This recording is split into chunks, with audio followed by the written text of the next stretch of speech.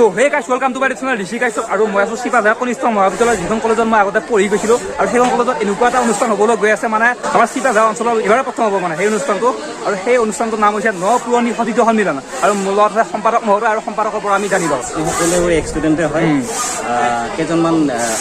সৰু সৰু ভাইটি-ভণ্টিয়ে চিন্তা কৰিলে যে 2012 বৰ্ষৰ পৰা একেবাৰে বহুতো ছাত্ৰতে ওলাই গ'ল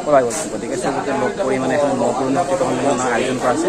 শনিবাৰ দেওবাৰ 24-25 ছেপ্টেম্বৰ এতিয়া আপোনালোকে দেখিছে ইমান ধুনীয়াকৈ প্ৰস্তুতি চলি আছে পেণ্ডেল হৈছে বিশিষ্ট অতিথি চক্ৰপাণী পৰাশৰ বা পাপৰি গগৈ তেওঁলোকক ইতিমধ্যে নিমন্ত্ৰণ কৰা হৈ গৈছে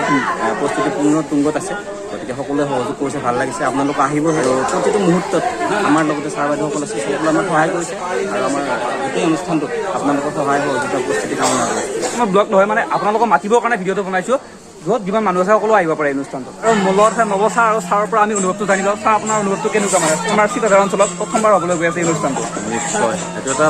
যথেষ্ট ভাল কাম হৈছে আৰু চিপাঝাৰত যিমানকেইখন ব্যক্তিগত খণ্ডৰ বিদ্যালয় আছে তাৰ ভিতৰত আমি জানাত আমাৰ বিদ্যালয়খনত গোটেইখিনি পুৰণি ছাত্ৰ ছাত্ৰীয়ে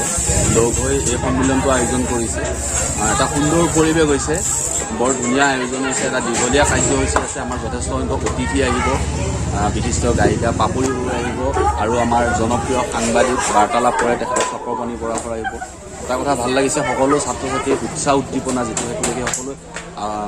আচলতে আমি আচৰিত হৈছোঁ এনেকুৱা আমি উৎসাহ উদ্দীপনা দেখা পাম বুলি ভবা নাছিলোঁ কিন্তু সকলোৰে উৎসাহ উদ্দীপনা তথা সহযোগিতাত আমি আজি একদম প্ৰগ্ৰেমটো অনুষ্ঠিত কৰাৰ লাষ্ট মুহূৰ্তত উপনীত হৈছোঁ আৰু আপোনালোক সকলোৱে আহিব পাৰিব সকলোৱে অনুষ্ঠানটো উপভোগ কৰিব লগতে আমাৰ বিদ্যালয়খনৰ যাতে দীপক দুপে আগবাঢ়ি যাব পাৰোঁ তাৰ বাবে আপোনালোক সকলোৱে আশীৰ্বাদ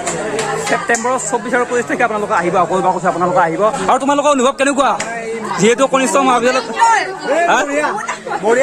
ছেপ্টেম্বৰৰ 24 আৰু 25 তাৰিখে চিপাঝাৰ কনিষ্ঠ মহাবিদ্যালয়ত এটা অনুষ্ঠান হ'বলগীয়া তোমালোকে হেপী বুঢ়া